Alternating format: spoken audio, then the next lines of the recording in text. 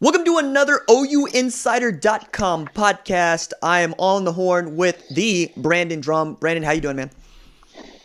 It's good. Just sitting out here in the Sunshine State in Florida after a long day in Orlando. Now down here in West Palm Beach, and we're going to be hitting up several schools this week. St. Thomas Aquinas, Chaminade, American Heritage, a couple of other schools, and we're going to go up to IMG, Plant City, where one Mario Williams is at. IMG obviously has like 4 or 5 OU targets. And then Chaminade has a kid named Braylon Brown, who was one of the top wide receivers yesterday in Orlando. So we're going to hit up all this stuff, obviously, during the pod, but that's kind of where we're at. And was covering that Orlando Under Armour event with Brian, our publisher. And then we're going to do a couple other things this week. And obviously we covered yesterday there was a big visitor weekend. So there's a lot to talk about. Right. And let's start with the biggest visitor that was on campus this weekend. That would be Alabama commit, or former Alabama commit, Latrell McCutchin, who announced that he was reopening his recruitment shortly after his visit to Norman. And, I think you had a line on the board that was read between the lines there on what his, the eyes that were tweeted just moments before or after. Like, I got to go check the timestamps on this, but it was fairly, I want to say 2 minutes apart. They were quick. Yeah. So what's your read on that? Read between the lines, people. Yeah, I think it's pretty evident what's going on here. Oklahoma felt really good. And we've talked about it on OUinsider.com the past couple of weeks. Latrell was just one of those guys, McCutchin, 4-star out of Austin, 4-star defensive back out of Austin, LBJ High School. And his teammate, Andrew Makuba, is another, main player in all of this. Took a visit, got an OU offer finally. He's a 4-star as well. So Oklahoma had all this planned out. Like, Latrell, you bring your buddy and your best friend up here. We're going to offer him, and we'll see where it goes, because Lincoln Riley has really taken I talked to a couple people behind the scenes, not just yesterday, but in the weeks leading up, and they were all like, look, Riley's taking this thing. He said, I'm going to be in control of this recruitment with Coach Manning and Coach Grinch, and we're going to make sure we take this off. And I'm telling y'all, there are people behind the scenes that think this 2021 class has a chance to be downright special. And from all things that we're seeing day one after dead period ended, they may not be lying. I mean, OU feels very strongly about their chances to really, quote, quote, change the whole, I guess what was put to me, I'm trying to word it the way that they worded it to me, change the whole perception of what OU is. And they think this 2021 class, I think the 2020 class was the beginning of it because it was a really solid defensive recruiting class. And they think this 2021 class can take it to the next level. So they liked the fruits of Grinch's labor last year is working for Oklahoma. The LSU game was like a minor blip on the screen, and they're actually, as you said, you were calling off the air, marketing that way, and it's working for them. And they're proving that these guys know what they're doing defensively, and the kids are buying it. And I think this is the first time in a long time that's been the case at Oklahoma. I gotta say, whenever you get to going on this, it feels like you're selling people's vision on what 2021 can be. And I'm thinking it's the time for hope and whatnot. And I get all of that, but also having Riley go lead on McCutchin is interesting for a number of reasons. One, some background here. McCutchin is a top 100 according to the 247 composite, right, and top 10 cornerback, but he hasn't played football in over a year, right? And correct. He was injured last year. Yeah. And he was also the first kid into Nick Saban's 2021 class last June. So really you're losing your leader, if nothing else. And I know that people feel some kind of way about this because of Drew Sanders and Jason McClellan here of late. But wouldn't you want to know that McCutchin is in before the spring game so that he could lead in the spring game? Or are you depending on Kojak and Ethan and Cullen to do most of the work there? No, because I think, well, you say that, and you did a really good job setting this Kaleb Williams thing up. And I don't know if you were leading that way or anything, but they may not be the only ones on board. I know I spoke to Kaleb, and this is a 5-star number 1 quarterback in the country, visiting Oklahoma 5th through the 7th. And for you guys that aren't on OU Insider, I would get on OU Insider because there's a really good chance that myself will be landing in D.C. on the 8th, sometime in the evening or 9th early morning, shortly after his visit, and doing a face-to-face. I've already talked to Kaleb Williams' father. We've started preliminary plans of me being out there. If it works out and I do get to go out there, that is the plan right now. So we could have some pretty good stuff coming on Kaleb Williams' visit, face-to-face stuff, and some stuff on Monkel Goodwin and a couple of other guys that I'm going to go see while I'm out there as well. So, but good segue there, RJ. That Kaleb Williams could be another guy that could be in the fold. He says no, but you spend 4 days in Norman, and things tend. Are to you on the happen sticks when right now? Quarterbacks do that. No. What's the clicking? What are you talking about? What's the clicking? Oh, that's my paper for the roster from yesterday. I was about to say, I deal with the kids being on the sticks, but I don't know that I dealt with you being on the sticks. No. Okay. That's me pounding my roster yesterday from the Orlando Under Armour event. I have it in my hand just in case I need it. Got you. Piggybacking on what you said about Kaleb Williams real quick. One of the things I find interesting about him is he's going to do this on his own time. As a matter of fact, yes, we had a recruiting analyst talk about Flip Watch, and Williams, who doesn't say much of anything to anybody ever about anything. I mean, you're more likely to get something out of his dad than you are out of him.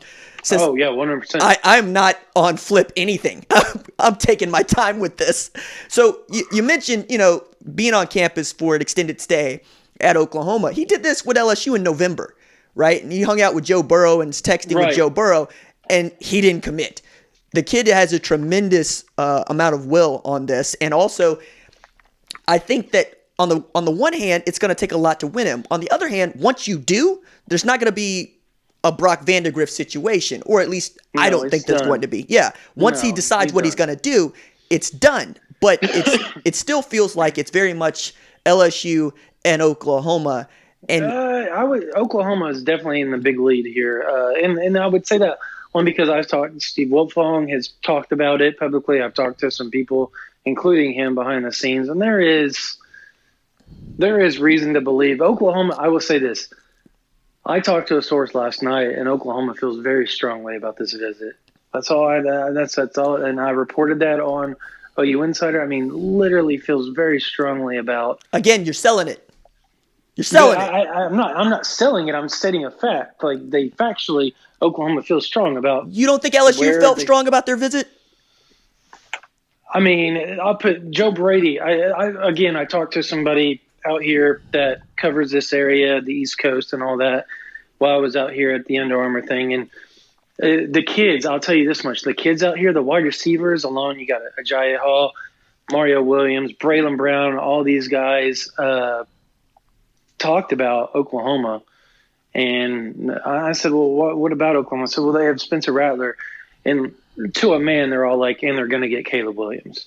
It's almost like that I'll buy. The kids know better than anybody else. Yeah, they all seem to feel very strongly about him going to Oklahoma. And I don't normally say and I'm with you on that when a coach comes out or anybody publicly says oh, I feel strongly about, or even in sourcing, right? Even in conversations we have that are on the record. Well, right. Well, that's what I was about to say. When a coach comes out and says, well, we feel strongly about how good our defense is going to be, something like that, you kind of look at it like, yeah, well, you're supposed to. And, but when people behind the scenes say that, when people behind the scenes say that, I buy it, but I buy it with some regard. When a kid's come out and they're basically like, man, when Mario Williams looked at me yesterday and they're joking around, they're like, yeah, you going to come join me? Be a Gator. There's a couple of Gator commits up there, and they're like, Mario Williams. He's like, man, no, I'm not a Gator. And I said, well, what about OU? Just kind of joking with him because I wanted to kind of get a feel about what was going on. And they all looked at each other like, oh, yeah, OU, man. Spencer Rattler. and they're going to get Kaleb Williams. Like, that was the words out of their mouth. And I was like, whoa. I was like they feel that. These kids feel like that's where he's going to go. And he talked about the LSU thing and about the Joe Brady. But Joe Brady was there. I would say that, and I was told this, if Joe Brady was there, he would already be committed to LSU. I don't think so. The problem is, I don't think so. I don't think so. There's a lot of people out here that believe that covered him like closely. So no, but the reason that I'm pushing back is I have reason to push back, right? Is the thinking was Brady was going to become the offensive coordinator. He was going to do it. Right. And then you had a series of events, right? One with the tragedy that happened to Coach Ensminger at the time. Then you got Brady signing a memorandum agreement that he was not going to take another gig in college football. He was going to stay with LSU. And then you had Matt Rule get the job at Carolina, and then Joe Brady joined him. He was going to be an offensive coordinator in 2020. That's right. That's the sourcing. So if he's the offensive coordinator in 2020, sure, I'll buy that. But he wasn't. So like I don't. It's hard. It's hard to prove. It's hard to prove what would have happened. But we know this about Kaleb Williams: he hasn't said or done anything. Like, period. It's very true. He doesn't. I will say. Well, he has said something, and Brian and I talked to him shortly. We were in Orlando. Did you write about this? At the Future 50. Yes, we actually did. Okay. And which post? It was a while ago. This was back in January. Oh, okay. And yeah, this is a while back. This is like right after Vandergrift decommitted, and it became really apparent that Kaleb Williams was the guy because he had already visited OU twice. Well, it's him or bust. For the Texas Tech game. It's him or bust. Yeah, to an extent. Well, yes, there's a couple of players behind the scenes there. Well, they're going after in Texas, but I mean, I feel like this is a Bryce Young, Chandler Morris situation, is what I'm saying. Right? Yes. I would agree with that. But so he basically off the air. I go, well, you remember that time when you and I were? I was talking to him on the phone. He said, well, OU is my dream school. That's why I visit there, even though Brock's there. And he looked at me and he smiled and he thought about what he was going to say to me. And he turned to me and Brian and he said, well, I said a lot of schools are my dream schools. And I was thinking, no, you haven't. No, you haven't. And he hasn't. He has not publicly said a lot of people are dream schools. He has publicly told numerous people. And that's why national people, when OU became available, they instantly went Kaleb Williams because he's told everybody that Oklahoma was a dream school. And now he's backing off that because he doesn't want it to be so obvious that that's where he's kind of leaning towards. But when you talk to his dad, I mean, I spoke with his dad in person at the All-American Combine in San Antonio. And we rode on the same plane from Orlando to San Antonio. I remember you telling this story. Yeah, and so we talked, and his dad basically was like, yeah, we love Oklahoma. We love Riley. The fact that Riley, even though Vandergrift was there, still stayed in communication. Which apparently is a thing that he does regardless. It's apparently a thing that he just does. Like Bryce Young was even talking about at the All-America Bowl. Yeah, he texted me just to make sure everything was okay. Signed with Alabama. He's still saying, "Hey, how you doing? What's going on?" It pays off though. No, it does. It does. Off. It does. His genuine care for people is something that has landed Oklahoma several players, and it looks like is what put Oklahoma in the leader for Kaleb Williams. And that to me is where it's crazy. I mean, Riley is. I want to pivot. Real quick. I want to pivot.